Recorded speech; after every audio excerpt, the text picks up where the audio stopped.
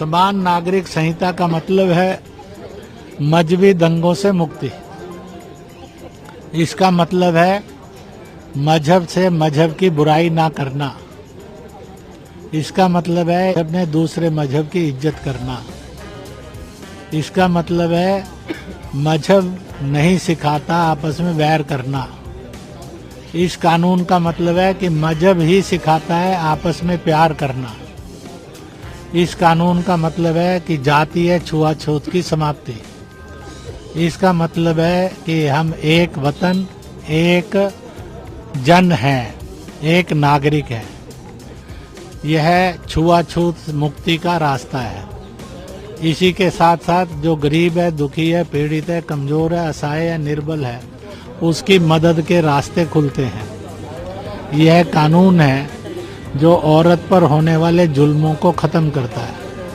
किसी भी धर्म और जाति में औरतों पर कोई जुल्म नहीं हो सकेगा। ये इस कानून का मतलब है सब धर्मों को पूरी आज़ादी होगी अपने अपने धर्म पर चलने की। मान लो जो जिस धर्म का है, मरने पर किसी को जलाना है वो जला सकेगा, किसी को दबाना है वो दबा सकेगा, जिसको बहाना है वो बहा सकेगा।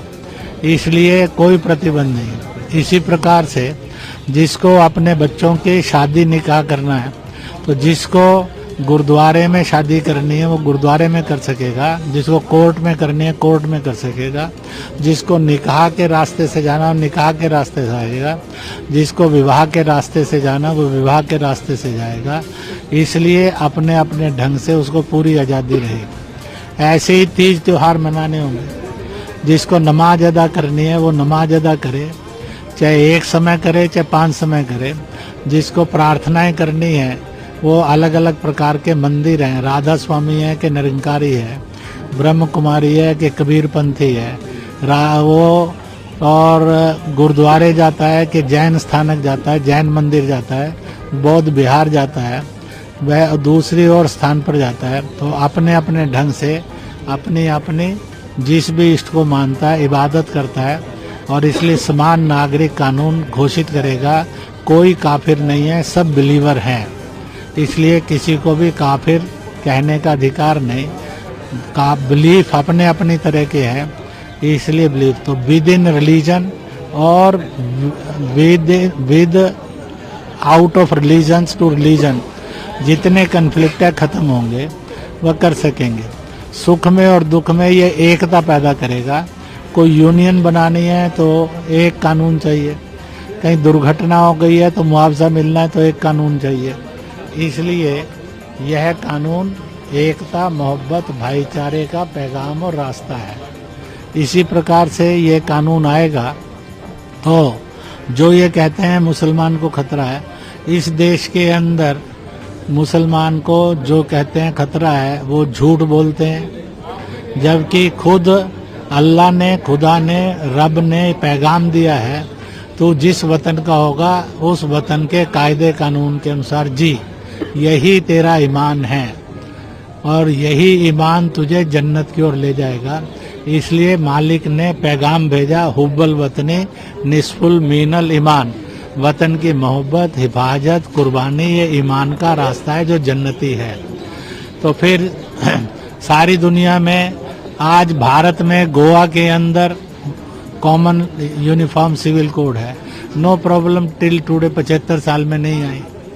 किसी मुसलमान ने शिकायत नहीं की, ईसाई ने शिकायत नहीं की, हिंदू ने शिकायत नहीं की, अन्य किसी मत पंथ वाले ने शिकायत नहीं की। और इस देश के अंदर कहीं पर और लोकमान्य तिलक ने, बाबा साहब अम्बेडकर ने, बापू गांधी बापू ने, इसी प्रकार से भगत सिंह ने, इसी प्रकार से सुभाष ने, अम्बेडकर ने भी एक कानून की वकालत की थी। सुप्रीम कोर्ट ने भी बार बार एक कानून की वकालत की, संविधान ने भी एक कानून की परंतु हमेशा मजहब में और जात में बांटकर एक कानून की धज्जियां उड़ाने की कोशिश की गई। अगर हो जाती तो शाहबानों को भी जस्टिस मिल जाता, जिसको 75 रुपये, 80 रुपये 75 पैसे मुआवजा मिलना था, वो भी ना देकर नारी पर जुल्म का इतिहास रचा। तो इसलिए मजहबों के अंदर जो नारी का अपमान है उससे बचेंगे, कुरीतियां दूर होंगी, सब धर्म आपस में मिलजुल कर गले मिलकर फलेंगे फूलेंगे, सब जातियां भी मिलजुल कर रहेंगी, कोई अछूत नहीं कहलाएगा, कोई काफिर नहीं कहलाएगा। इस प्रकार का एक बनेगा। तो मैं आपके द्वारा देशवासियों को अपील करता हूँ, जो नेता पार्टियां और मौलाना इमाम मौलवी या और लोग भड़का रहे हैं मुसलमानों को विशेष रूप से, वह भड़काना बंद करें।